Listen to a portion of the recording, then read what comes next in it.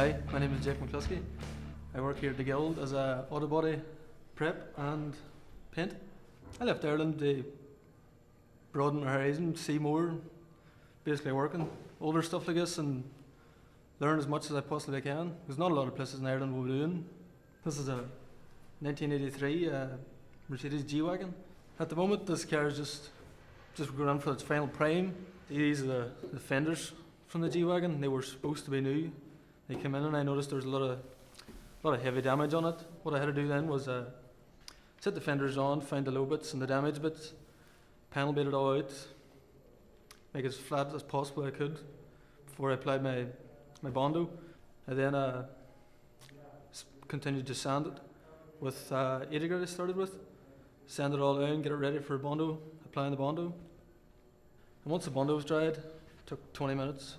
I then proceeded to block it all out. Once it was all blocked out then, I noticed there were still some more low bits and imperfections. And I then applied near Bondo into the curves just to get everything perfect before it goes in for the prime.